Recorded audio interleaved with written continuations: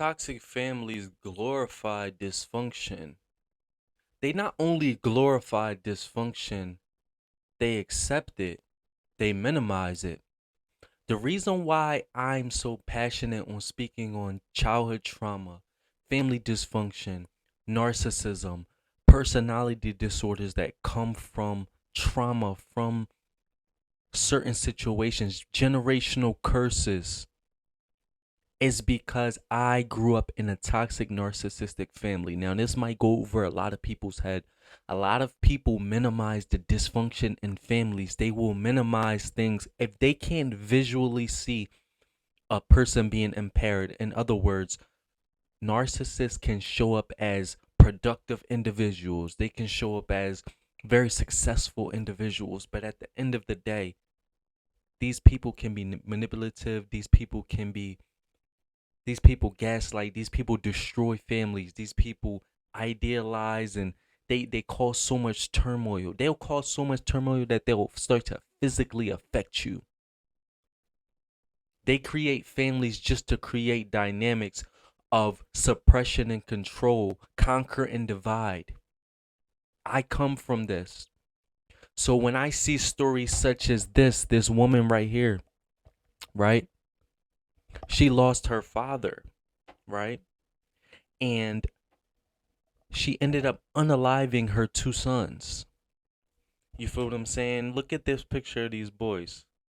When you look at this picture of these boys, it'll make you, it's upsetting. You know what I'm saying? It's sad because the one thing that I've seen in my family and in others' families, and my ex's family, my ex even comes from a narcissistic family. But the one thing that I've seen is that dysfunctional families minimize or even glorify toxicity within the family. Okay, it's okay to joke about your problems or whatever the case may be. But there's a level of dysfunction where it goes over and it has to be addressed. Sometimes things have to be taken seriously. And I feel like a lot of times, not only in the black community, because my ex that I'm speaking on was Caucasian, but I've seen it in the black community. I've seen it in my community. I've seen it. It don't matter if you're from the hood. It don't matter if you're from the suburbs. It don't matter. Dysfunction is minimized. Toxicity is glorified. Not only in the rap community, not only just in general. But anyway, so these boys right here, hold on. I want to turn the sound down. But these boys right here, think about it. These kids are so innocent. And growing up in my family, the one thing I noticed as a scapegoat, like, look at these boys. Look at these boys. Hold on. I'm going to see if I can get a picture of them. But growing up as a scapegoat, when you point out, like, look at them. Look at them. Innocent. They was hugging each other on the one picture. But when you point out dysfunction at that young of an age, nobody wants to hear you because they'll say, oh, that's your mom, that's your dad. And then this article is saying that now they notice it, right?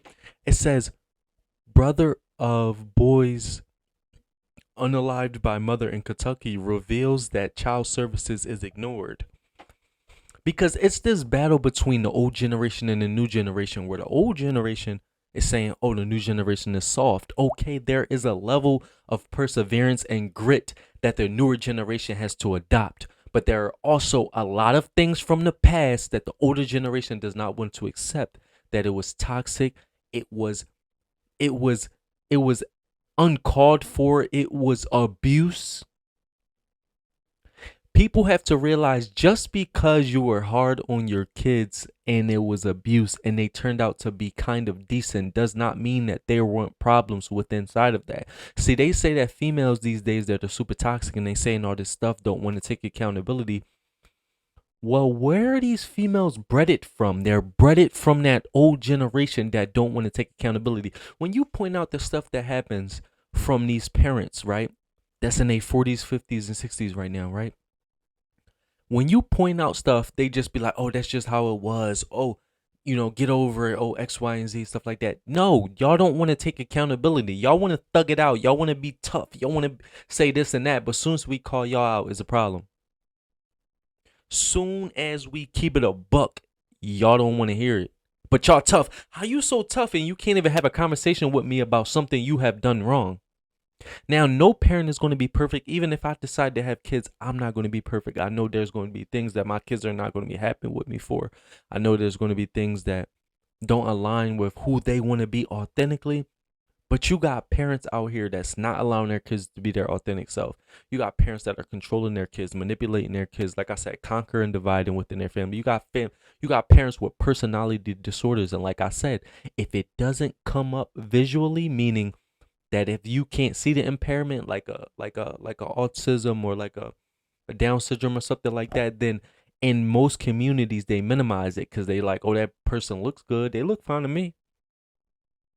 They look fine to you until somebody's unalive, till two kids are unalive. And it's not the only situation that I've seen. I'm just using this as an example of how dysfunctional families minimize and glorify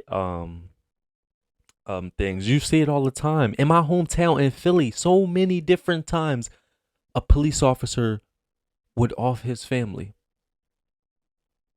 You feel what I'm saying? There's something going on up here. There are so many dysfunctional families, and it doesn't have to spill into narcissism. But hold on, I'm about to look it up right now. Let's look it up right now.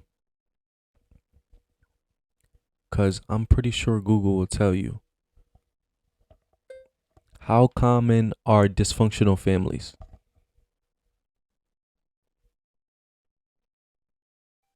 And the crazy part is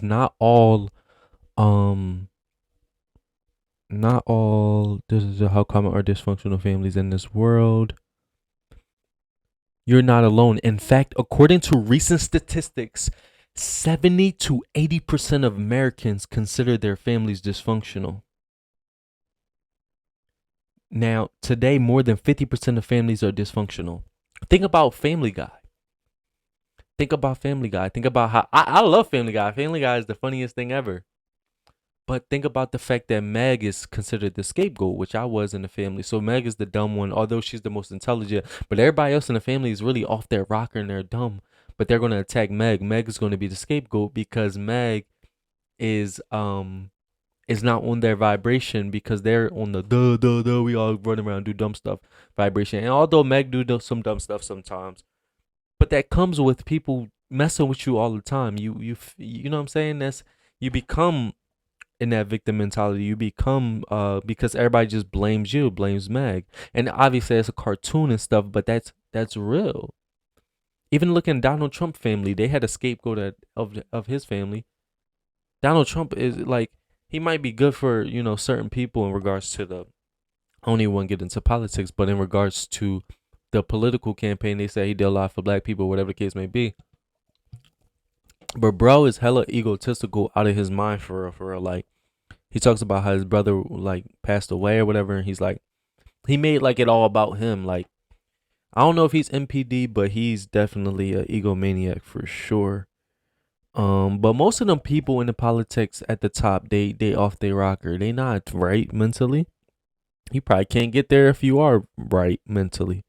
And who is right mentally? But they really off their rockers. You know what I'm saying? It says, why are dysfunctional families so common? Factors can impair families' functioning, including poor parenting, which is what the parents don't want to take accountability for because they pass that down as generational curses. Distressed in abusive environments, and then they minimize that and say, oh yeah, you're weak, blah blah blah. So if I punch you in your face consistently, you feel what I'm saying? And when you get older, you're gonna have a problem with it if you have if your brain is bleeding. Now you know most people gonna say your brain's not bleeding, but there's a lot of trauma. Younger adults are going to therapy, and some of them can't fix their problems because they don't have the money to do so. They don't have the funds to do so. All a lot of young people are asking is for the older generation to at least take accountability, at least to be like, yo, we was tweaking, like, oh, that was wrong what I did. But a lot of people won't, especially these narcissistic parents. Substance abuse, mental illness, and poor communication. And all of those things are things that you eventually have to reverse when you have dealt with that within your family. You feel what I'm saying? So it's just crazy how this girl, like, she came from a toxic family. There were signs there. I seen another thing where the lady unalived her son, and the thing is, like, I seen it in my ex's family. I seen it in my family. If you call it out in dysfunctional families, they don't want to hear it. If you call it out, everybody, if you call out narcissism, ooh, they definitely, in society, they don't want to talk about it. People cringe when you talk about narcissism, especially within a family. They don't want to go that deep. They don't want to play that game. And then when something like this is happening, everybody crying and whatever the case, oh my God. But everybody eventually moves on. These little boys done lost their life and they move on. Like I said, I'm blessed to get out of my dysfunctional family, go no contact and leave. But they don't have the chance to do that. That's why I'm so passionate to talk about childhood trauma, talk about generational curses, talk about people seeking help.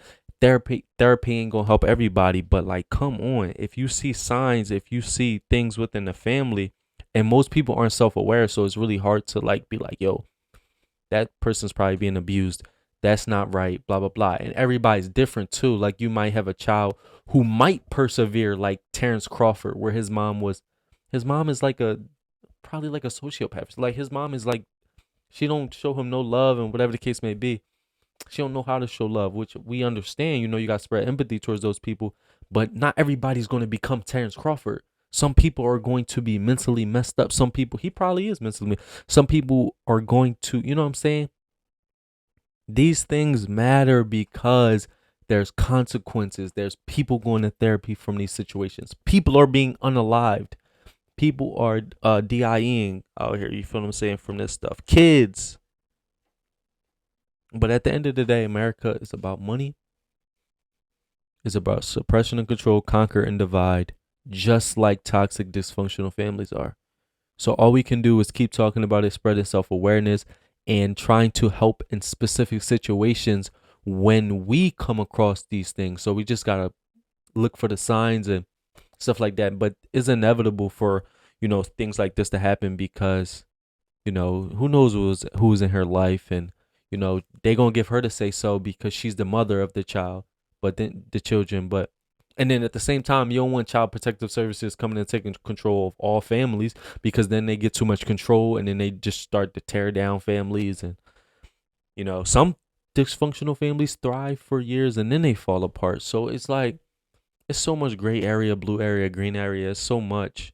It's really hard to, what I'm saying? We already got a bunch of stuff going on, but I'm gonna pray for this family, and I just wish there was a way to get some of a hold on the dysfunction and within society, because that bleeds into the family, and that's why we have 70 to 80% of families being dysfunctional.